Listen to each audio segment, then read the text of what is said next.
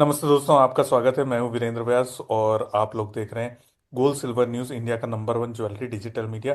और दोस्तों, सोने चांदी के भाव में भारी उठापटक चल रही है और पिछले गुरुवार से जो शुरू हुई उठापटक, आज भी गुरुवार है, आज भी वो जारी है। और अब आगे क्या होगा, यहां से इस पर बातचीत करने के लिए हमारे साथ वंदना भारती जी। नमस्ते वंदना जी, स्वागत है। नमस्कार वीरेंद्र जी, आपको भी और दर्शकों को भी। और दोस्तों, वंदना जी को कमोडिटी का पूरा अनुभव है, लंबा अनुभव है।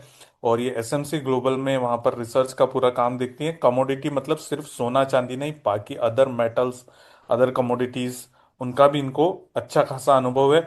तो मैम, अगर सोने चांदी के भाव की बात करें तो पिछला 10 दिन बहुत बड़ा, जिसको आप कह सकते हैं एक टर्निंग पॉइंट है इस पूरे सोने चांदी की रैली में, या इस सोने चांदी के भाव की इतिहास में अगर आप देखेंगे तो उसमें बड़ा टर्निंग पॉइंट है।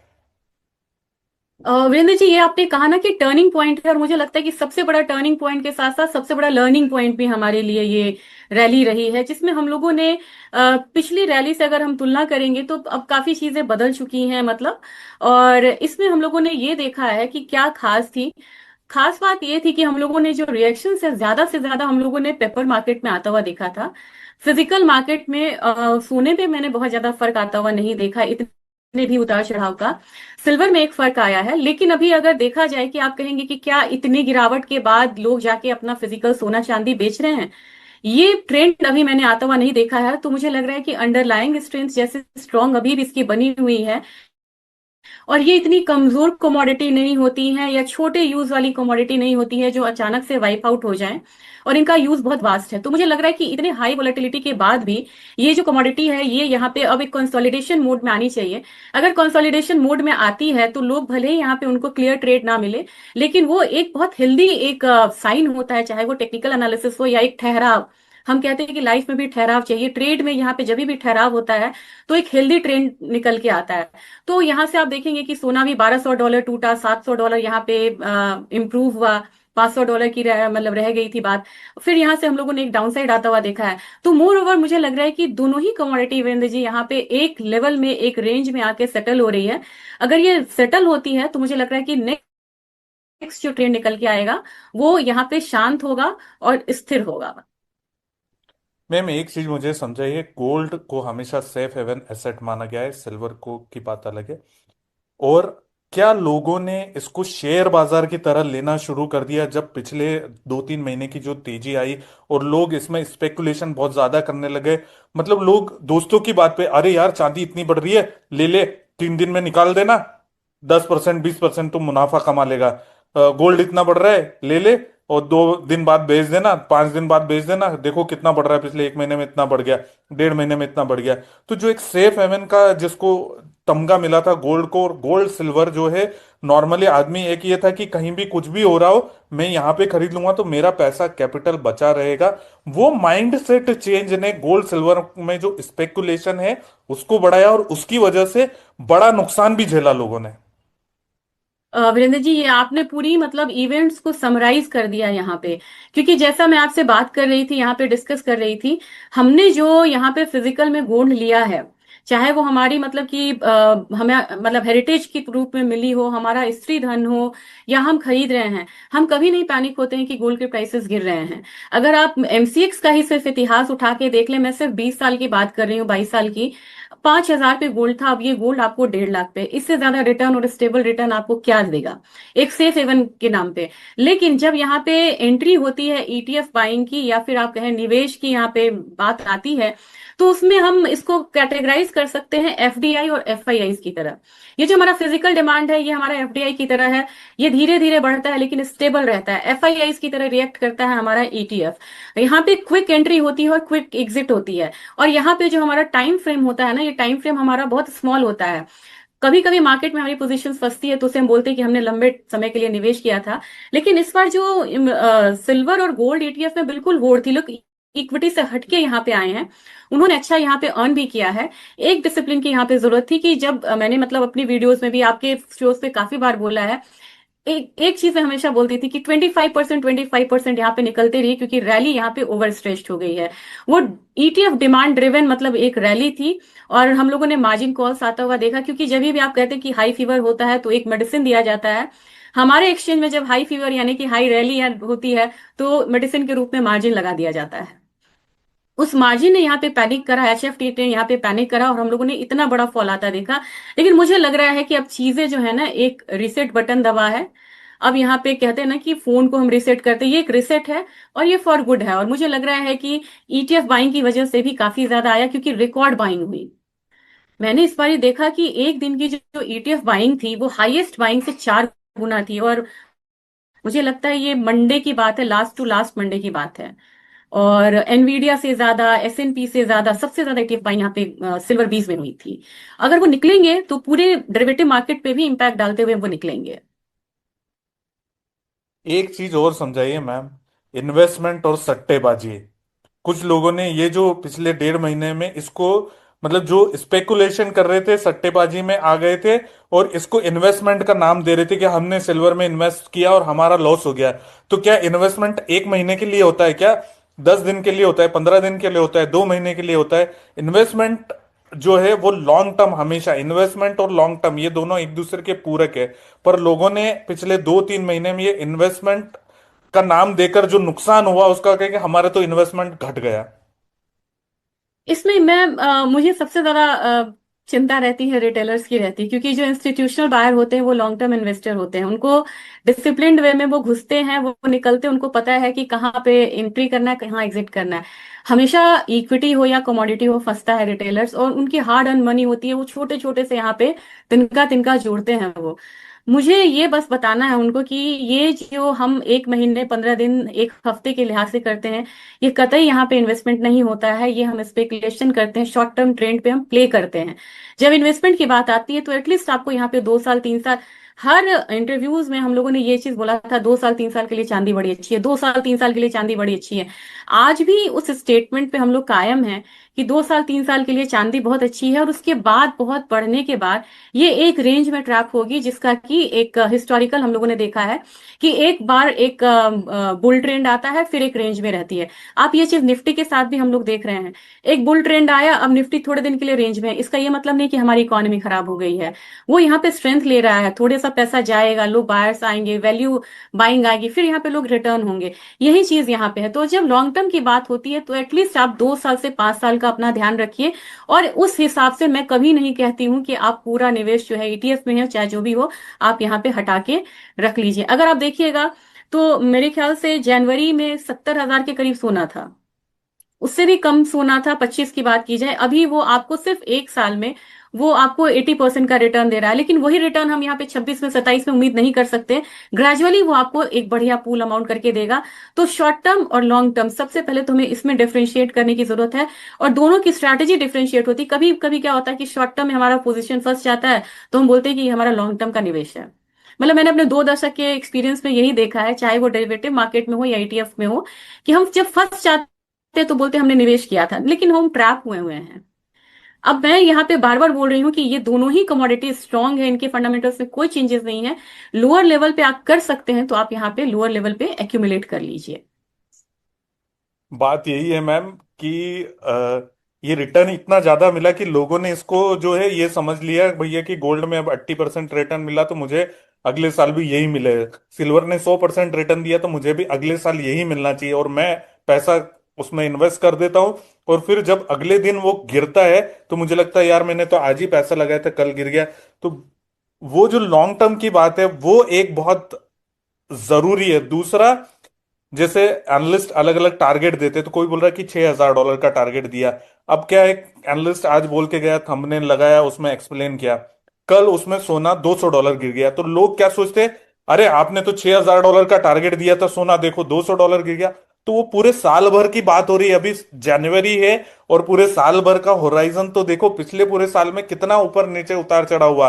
तो लोग क्या है, इतनी तेजी से उतार चढ़ाव हो रहे तो उसको कॉन्सेप्ट अंडरस्टैंडिंग में थोड़ी गड़बड़ हो जाती है, और फिर वो जो है नुकसान कर बैठते हैं। हम ये वीडियो इसीलिए डिस्कस कर रहे हैं कि जिन लोगों का नुकसान हुआ है उनको किस प्रकार से काम करना चाहिए, और आगे लोग इस प्रकार की चीजों में नुकसान ना करें, इसीलिए हम लोग ये बातचीत कर रहे हैं, वंदना जी। वीरेंद्र जी, एक चीज यहाँ पे मैं बोलना चाहूंगी कि जब यहाँ पे बात हो रही थी, मैं ज्यादातर एनालिस्ट से आप संपर्क में हैं, आपको बेहतर पता होगा यहाँ पे एक्सट्रीम टारगेट्स लोग नहीं दिए थे, और थ्रू आउट मुझे लगता है कि अक्टूबर के बाद में हम लोगों ने ये बोलना शुरू करा था, और जनवरी में तो पूरे जनवरी बोले कि ये जो रैली है ये मतलब स्पेकुलेटिव रैली है, और ये रैली टिकेगी नहीं कहीं, मतलब हर जगह हम लोगों ने इसमें एक दिन में 30,000 बढ़ना चांदी का, हर समय हम लोगों ने सतर्क किया कि यहाँ पे ये रैली स्पेकुलेटिव हो चली है।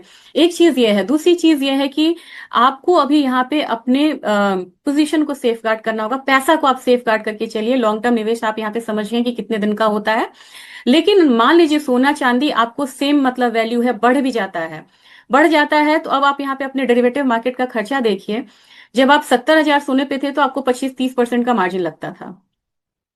अब आप यहाँ पे 1.5 लाख पे बैठे और आपको मार्जिन 60-70% का यहाँ पे मार्जिन लग रहा है, मतलब चांदी की मैं अगर मैं बात करूं तो इतना हायर मार्जिन है। आप यहाँ पे मत करिए, आप बैठे रहिए, क्योंकि क्या है ना कि, और सबसे बड़ी बात है कि जब आप निवेश कर रहे हैं तो अपनी स्टडी को जरूर करिएगा, क्योंकि क्या है, बैंक्स के भी काफी सारे रिसर्च रिपोर्ट्स आते हैं, जैसे कि रेंज जी $8,500 का आया है अभी, गोल्डमैन सैक का आया है। तो मैं कहूंगी कि एक्सट्रीम साइड रिपोर्ट से बचिए, और आपका अपना पैसा है, आप जो मर्जी है उनको बोलने दीजिए 9,000 आ गया, आप उसको मत मानिए। आपको लग रहा है कि मैंने 1.5 लाख पे सोना लगाया, मेरा 1 साल का टाइम पीरियड था, मुझे यहाँ पे 2 सवा 2 लाख मिल रहा है, मुझे यहाँ पे निकलना है, ऐसे मतलब स्पेकुलेटिव या एक्सट्रीम चीज से इस माहौल में आप बचिए। और एक चीज और आप ध्यान में रखिएगा, क्योंकि यहाँ पे रॉन्ग इन्फॉर्मेशन फ्लो भी सोशल मीडिया में बहुत है, उससे भी आपको यहाँ पे बचना है। तो इन सब चीजों को ध्यान में रख के ट्रेड करें। तो मैम आइए, ये तो हो गई बात, लोगों को आगाह करने की जरूरत है, चेताने की जरूरत है। बहुत सारे लोग जो है हमारे गांवों में भी रहते हैं, छोटी जगहों पर रहते हैं, उनके पास इंफॉर्मेशन का एक्सेस नहीं होता है। बहुत सारे हो सकता है वो 2-3 दिन में एक वीडियो देखते हो, तो उनको सचेत करना बहुत जरूरी है। क्योंकि दोस्तों, पैसा आपका है तो नुकसान भी आपको ही उठाना पड़ेगा, अगर फायदा आपका है तो नुकसान भी आपको झेलने के लिए रेडी रहना पड़ेगा। इसलिए हम नहीं चाहते कि आपका कोई ज्यादा नुकसान हो। मैम अब बताइए कि यहाँ से सोने चांदी पे चर्चा करते हैं, इतनी वॉलेटिलिटी हो रही है, समझ में नहीं आ रहा सोने का भाव कि यहाँ से कैसे देख रही हैं आप?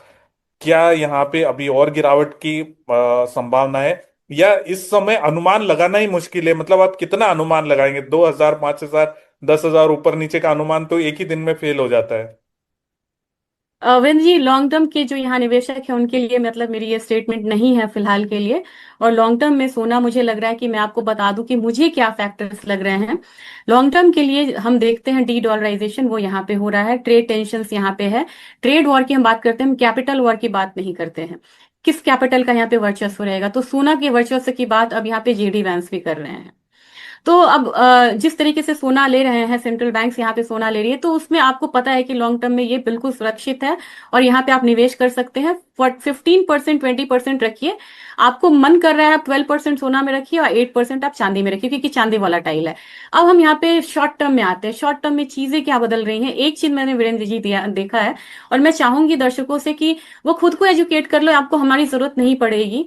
आप यहाँ पे देखिएगा, बॉन्ड का निगेटिव कर मतलब कि रिलेशन होता है गोल्ड से, यूएस ट्रेजरी का। यूएस ट्रेजरी अब यहाँ पे एक अपसाइड लेके आ रहा है। वहां से आप देखिएगा कि यूएस ट्रेजरी जब से बढ़ना शुरू हुआ है तब से यहाँ पे गोल्ड में एक फॉल आना शुरू हुआ है। गोल्ड का फंडामेंटल सेम है, ये मनी शिफ्ट हो रहा है। हम एक एक उससे बॉक्स से निकाल के दूसरे बॉक्स में रख रहे हैं कि यहाँ मुझे रिटर्न मिल गया है, यहाँ अब स्पेकुलेटर्स आ रहे हैं, तो स्पेकुलेटर्स को आने दो, मुझे सेफली यहाँ से निकल के मैं ट्रेजरी में चला जाऊंगा, क्योंकि मुझे पता है फॉल आ रहा है, फॉल आना है। वो यूएस ट्रेजरी में आप देखिए, मैं यूएस ट्रेजरी के बारे में बोल रही हूँ, यूएस ट्रेजरी में एक बढ़त आई है, और वहां से आप देखेंगे कि लगातार ये बढ़त आपको नवंबर से दिख रही है, दिसंबर से दिख रही है, और दिसंबर से लगातार ट्रेजरी में एक बढ़त आ रही है। दूसरी चीज है, आपको डॉलर इंडेक्स नीचे से यहाँ पे सुधर रहा है। तो बात ये नहीं है कि मैं तो एक तरफ डॉलराइजेशन की बात कर रही हूँ, फिर मैं बोल रही हूँ डॉलर इंडेक्स बढ़ रहा है, नहीं, ये शॉर्ट टर्म का गेम है। शॉर्ट टर्म में क्या हो रहा है कि फॉर द टाइम बीइंग जिनको रिशफल करना है वो डॉलर में आ रहे हैं, कभी कभी वो क्रिप्टोज में चले जाते हैं, तो मनी चेंज कर रहा है। वो मनी, कहते हैं ना कि लक्ष्मी बड़ी चंचल होती है, वो बदल रही हैं, वो यहाँ पे बदल रहे हैं इस फैक्टर्स को।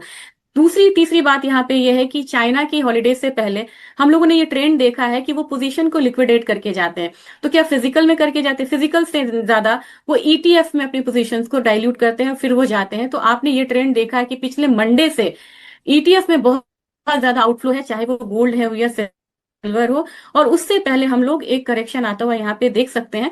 और मुझे लगा कि वो भी करेक्शन यहाँ पे आता हुआ दिख रहा है। फिर जेडी वंश ने एक और चीज कहा है कि जो उन्होंने क्रिटिकल मिनरल्स के बारे में वीरेंद्र जी अभी जो कहा है, जो प्राइस फ्लोर वो करेंगे, स्कीम लाएंगे इसमें।